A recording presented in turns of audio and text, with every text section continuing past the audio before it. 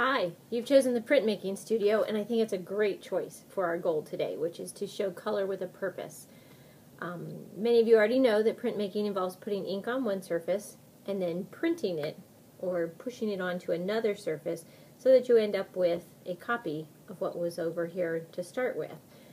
You've seen prints like this done by classmates, where they start with a block that has some foam shapes cut out on it, and then they roll some ink on top of that in order to get the color to print on this paper. I think in this case Megan printed different colors multiple times.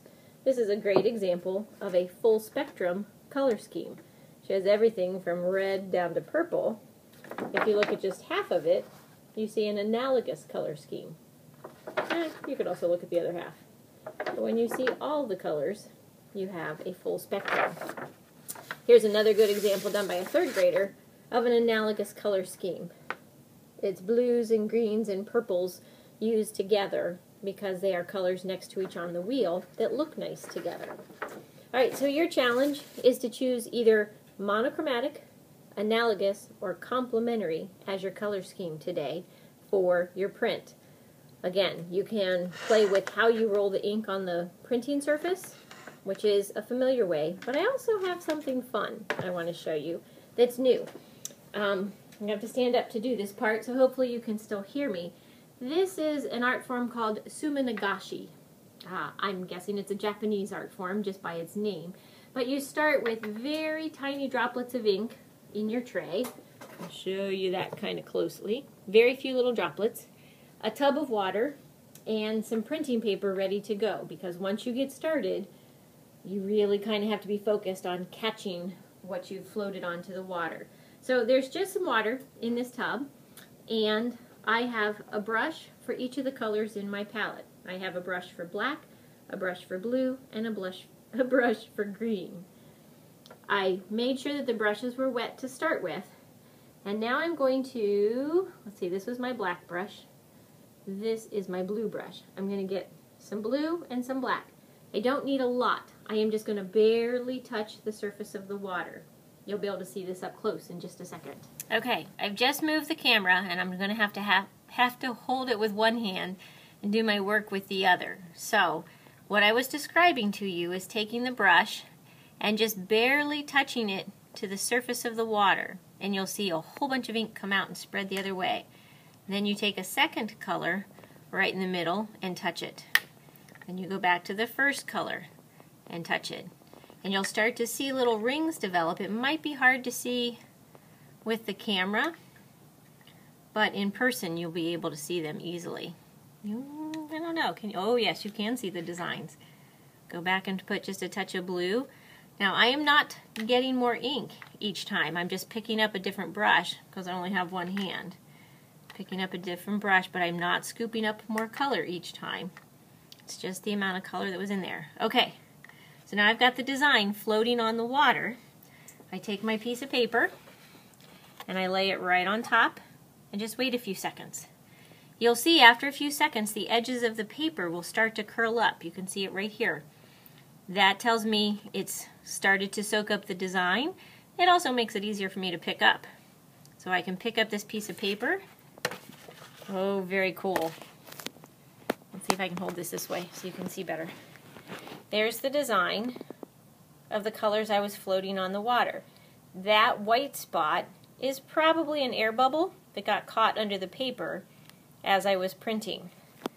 Once you've pulled one print, you can either put more colors on and start again, but if you look really closely, there's still some ink floating on the surface. Without doing anything else, I could take a new piece of paper and lay it right down on top and just see what I get. It's sort of a surprise print. I don't know exactly what the design will be. Corner is curling up. I pull up the piece of paper. That is a very cool print. Those were the colors that were left floating on the paper. I'm sorry, were left floating on the water after the first print was pulled. I can see doing some really interesting compositions with this collection of prints I have made.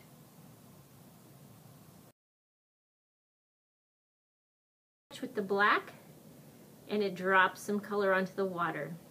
Blue, black, blue, black, blue. I'm just touching right in the center, and you will see rings of color that are floating outward on the water. I'm going to set my brushes down, and now I have to choose what kind of paper I want. I've got several different kinds ready for you on your shelves over here. There's this real shiny kind. It turns out really cool.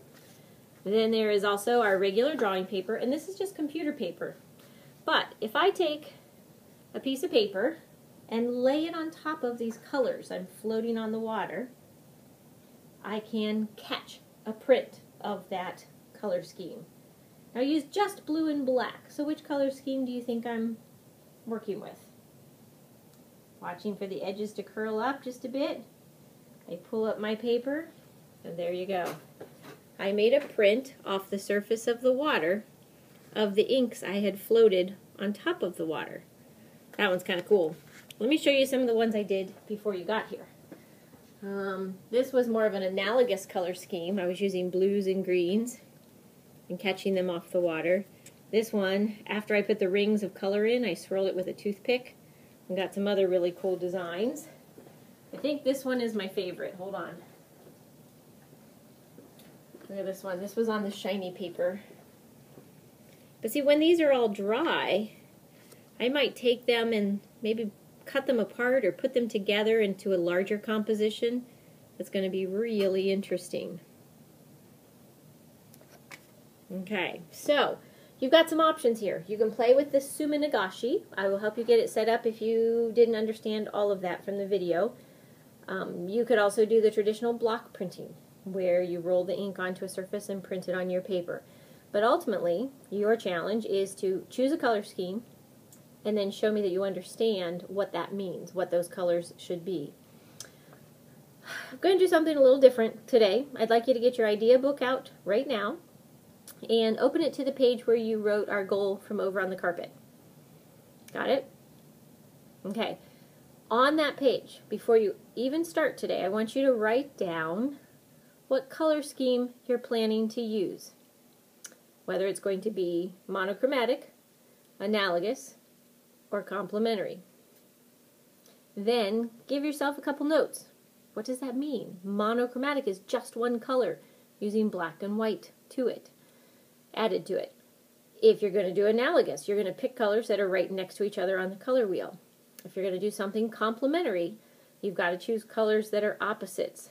That could be really fun to float on the water, some blue and orange together, making a lot of tension in your work of art because they are opposites.